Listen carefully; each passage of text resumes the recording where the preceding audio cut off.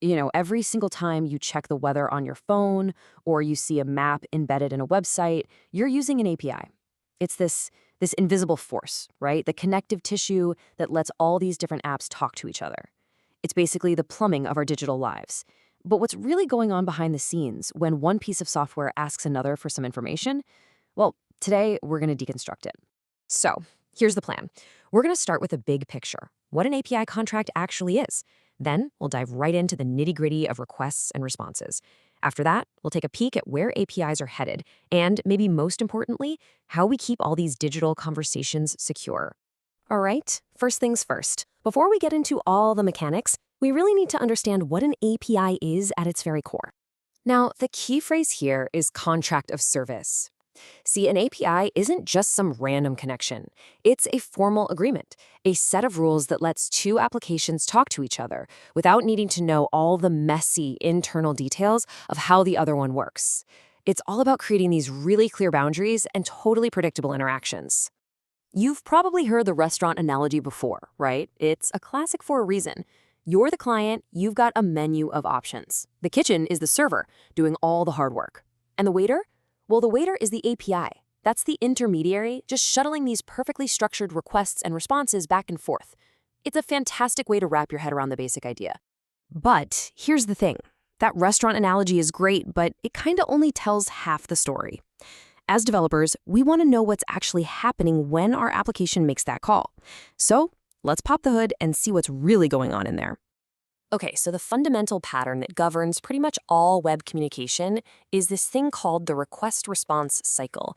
You can almost think of it as the physics of how information moves from point A to point B online.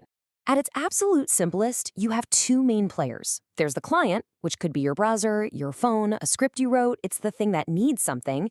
And then there's the server, which has the data or the functionality that the client wants. The entire interaction is just a two-step conversation. The client asks, and the server answers. That's it. And just look how fast that whole conversation is. We're often talking less than half a second.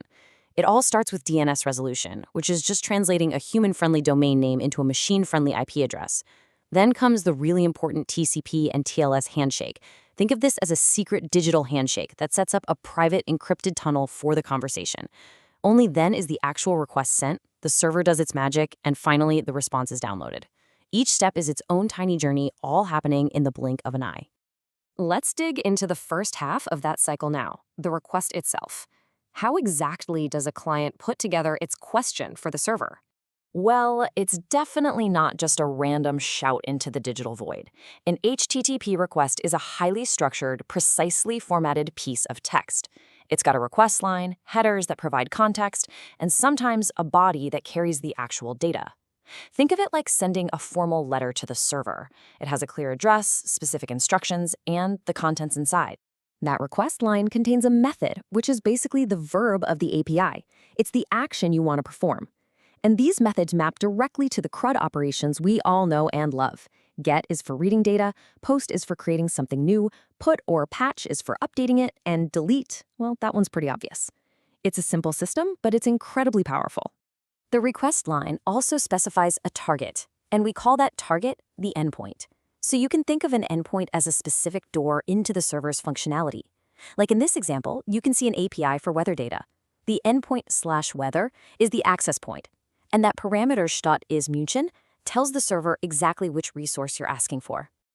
Okay, so after that request line, you have the headers. These are just key value pairs of metadata that give the server really important context. Host is always required. Content type tells the server the format of any data you're sending. Authorization carries your credentials, like an API key. And accept tells the server what kind of response you're able to handle. They're kind of like the instructions written on the outside of a package. All right, so the client has sent its perfectly crafted request. Now, let's flip over to the other side of the conversation and look at the server's response. The actual data in the response is called the payload, and it needs a format. For a long time, XML was pretty common, especially with older, more rigid protocols like SOAP that had all these strict rules. But today, JSON is king. It's so lightweight, it's easy for both people and computers to read, and it maps perfectly to data objects in just about any programming language. And this is what it looks like, just simple key-value pairs. You've got name as the key, Tom as the value. You can have strings, numbers, and even nested things like arrays. This simplicity right here is exactly why JSON became the undisputed standard for modern web APIs. Now, before you even bother looking at the payload, the server gives you a really critical piece of info, the status code. This 3-digit number tells you the outcome of your request at a glance. Codes in the 200s means success.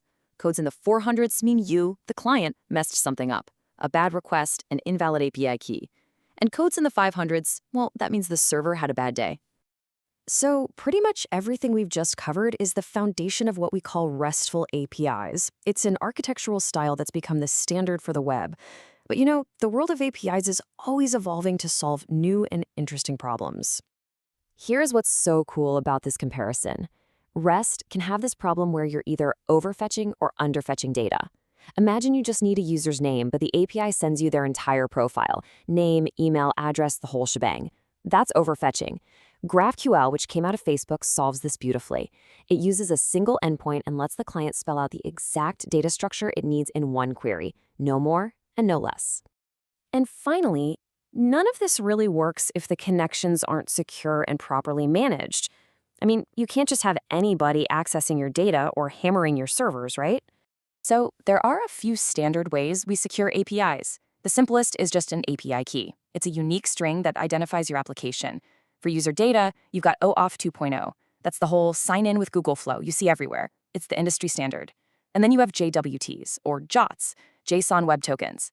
They're these digitally signed tokens that securely prove who a user is after they've logged in. Beyond just who can get in, there's the issue of stability. I mean, what happens if one client starts sending 1 million requests a minute?